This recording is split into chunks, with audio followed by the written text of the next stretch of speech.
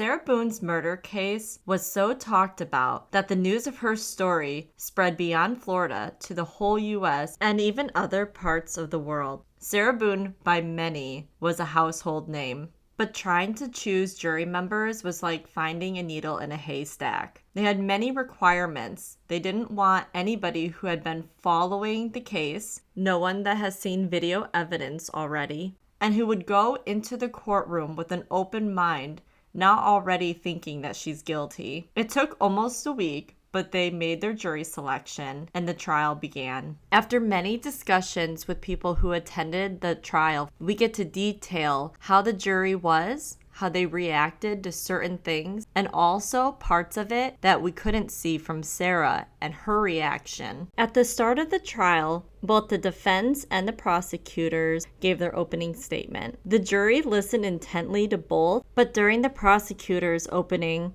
there were several jury members that looked shocked at some of the details. What's interesting to note is that the jury, almost the entire trial, would not look at Sarah Boone. Several people, though, are convinced that Sarah Boone was trying to get them to meet her gaze, and they just would never do it. But one thing that I learned that's so interesting after talking to Shawn, who is one of the people that I've talked to who went and saw the trial in person, he said that after they pulled out the suitcase, the jury as a whole was just flabbergasted, with some mouths gaping open in horror.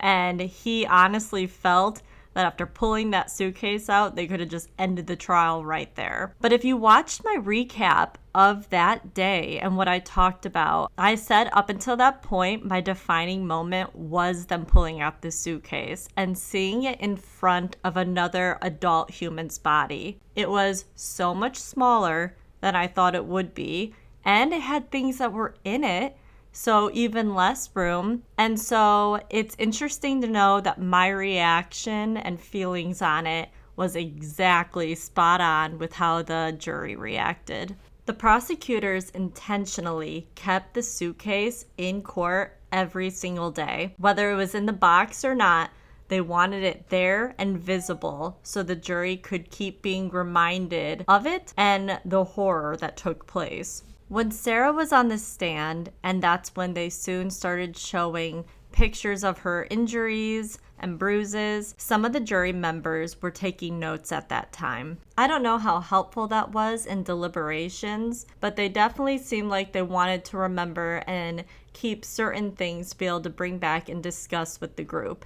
The jury as a whole seemed to really get along with each other. I was told that groups of them would be seen laughing during breaks and before and after the trial. I'm kind of kicking myself for not asking for the specific number, but it was assumed all of them. Evidently, after all 8 alternates were released, they all went and sat in the gallery and continued to watch the trial. Which, if I didn't have any conflicts, I would have done the same thing, wanting to see how it played out. On the last day, that is when parts of George's family came in to watch, and we know that one of his family members started to cry and made a little bit of a scene because Sarah Boone's attorney was furious about it and wanted to have a mistrial. The family member was George's mom. I guess when they started playing the different videos and him talking to Sarah when he was in the suitcase really set her off, and she actually got up and left the courtroom, which broke my heart. But in a loving side note, I guess the entire time that the mom was in the courtroom,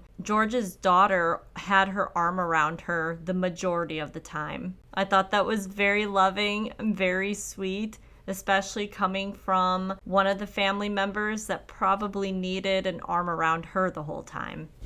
I think that also explains why they didn't show up for any of the other days. It's really hard to sit through something like that, and to not have to hear it on repeat is best. So I think it was wise that they only went to the last day. Now knowing that the jury really got along and even went and sat back in the gallery when some of them were dismissed, I would bet that they're going to come for sentencing.